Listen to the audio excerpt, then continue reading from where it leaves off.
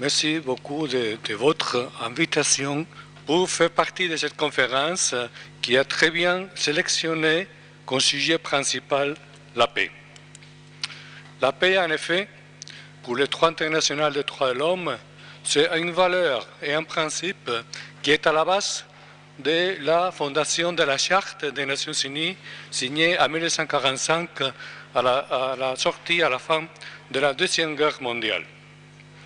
Je vous rappelle que les deux principes fondamentaux établis à la Charte des Nations Unies sont d'abord la prohibition de la menace et de l'utilisation de la force dans les relations internationales entre les États, sauf l'exception bien connue de la légitime défense, et deuxièmement, l'obligation des États de régler leurs différences par des moyens pacifiques et conformément au droit international.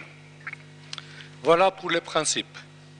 Voilà pour les principes qui développent la valeur universelle de la paix dans la Charte des Nations Unies.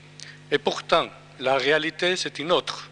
On la connaît parfaitement. On l'a bien décrit ici au cours de cette conférence.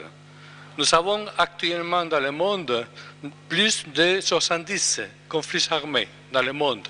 La plupart d'eux sont déjà presque méconnus puisqu'ils ne sont pas l'objet de l'attention des mass médias. La course aux armements qui nourrit le marché fleuri international des armements qui vient d'être dénoncé ici et qui comporte plus de 1 700 milliards de dollars par an, nous nourrit évidemment la course des armements, les conflits internationaux. Et nourrit les bourses, évidemment, de ceux qui produisent et qui font les marchés de la mort des armements dans le monde. Et qui sont évidemment les grandes multinationales de la mort qui sont placées fondamentalement aux États-Unis. La paix est aussi incompatible avec les violations des droits de l'homme. Si on parle dans le monde, comme vient d'être dénoncé par la FAO, de 850 millions d'affamés dans le monde, ça veut dire qu'il y a 850 millions de personnes, d'êtres humains, qui n'ont pas le droit à la nourriture, comme droit fondamental étroitement lié au droit à la vie. Et donc la plupart des affamés du monde, ce sont des femmes et des filles dans les pays au développement. Donc l'extrême pauvreté, l'exclusion sociale, la situation des migrants, la situation des réfugiés, tous militent contre la paix. La paix doit être portée pas seulement en tant que valeur universelle et principe à la base de la Charte des Nations Unies, mais elle doit être traduite en droit de l'homme. Doit être traduite en droit pour pouvoir être réclamée et terminée avec l'impunité de ceux qui prônent la guerre. La paix en tant que droit de l'homme, à notre avis, doit porter une vision holistique de la paix, dans le sens qu'il y a d'abord la paix négative, sur laquelle on s'est penché au cours de cette conférence, c'est-à-dire l'absence de violence armée, et que ceux qui prônent la guerre et ceux qui font la guerre dans le plan international ou à l'intérieur de nos sociétés nationales doivent être punis, doivent être persécutés et punis.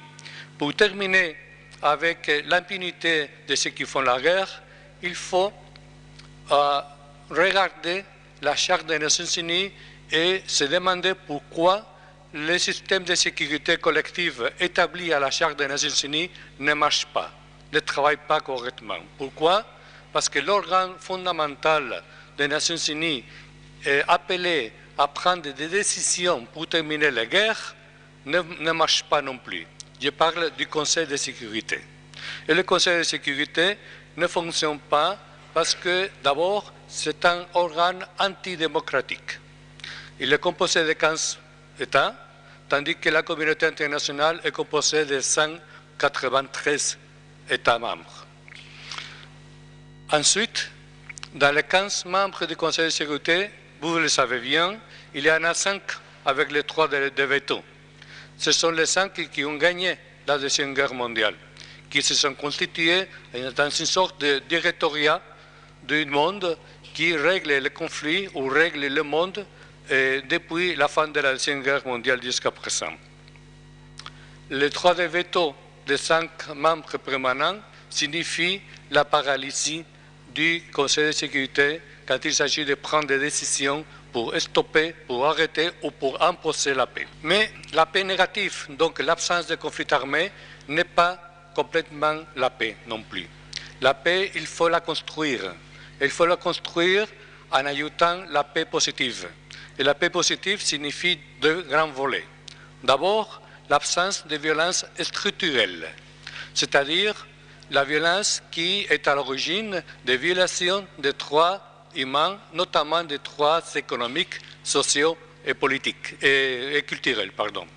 Économiques, sociaux et culturels. Donc, les droits à la nourriture, les droits à l'accès à l'eau potable, les droits à l'éducation, les droits au travail, les droits à des conditions égales de travail et dignes.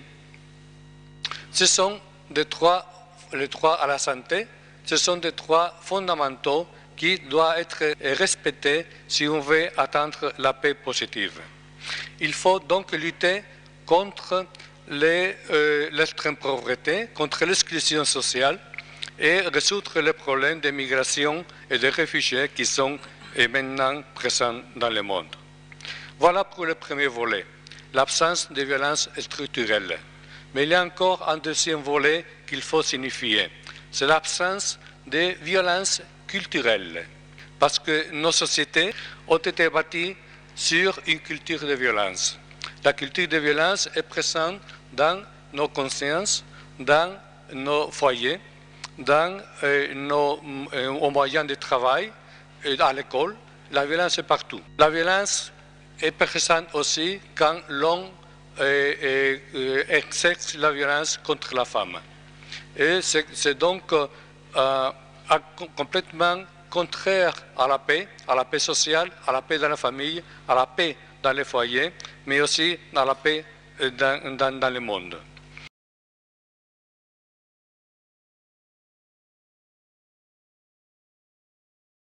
La violence contre les enfants ou la violence contre le VIH sont aussi incompatibles avec la paix. La violence à l'école.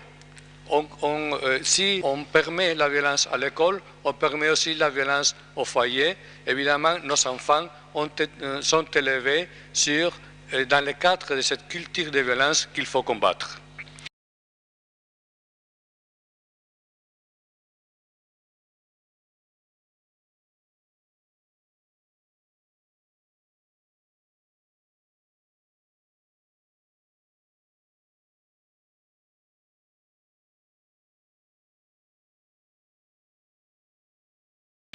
Il faut investir beaucoup plus sur une culture de paix pour bâtir une société pacifique dans nos sociétés. Et la violence au poste de travail, le harcèlement professionnel, voire sexuel à l'égard des femmes, c'est aussi incompatible avec la paix. La construction d'une culture de paix, c'est la base du respect aux droits de l'homme, c'est la base du principe de non-discrimination, et les droits de l'homme, y compris, pas seulement les droits civils et politiques, mais aussi les droits économiques, sociaux et culturels. Et aussi, n'oublions pas, les droits au développement et les droits à l'environnement font partie essentielle de la paix si on veut construire la paix dans le monde. Et voilà donc notre proposition. Vous êtes cordialement invités, en tant que membre du syndicalisme international, à adhérer au projet de déclaration des Nations Unies sur les droits humains à la paix, qui a été présenté par notre société, épaulée par plus de 2000 organisations de la société civile partout dans le monde. Pour nous, la paix demande le droit au désarmement, pour commencer, pour construire la paix négative, le droit au désarmement. Mais aussi le droit à l'éducation à la paix et aux droits de l'homme, pour désamorcer la violence culturelle, le droit à la sécurité humaine, pour désamorcer la violence structurelle, le droit de résister à l'oppression et évidemment la jouissance de tous les droits de l'homme, y compris et notamment le droit au développement et le droit à l'environnement. Merci de votre attention.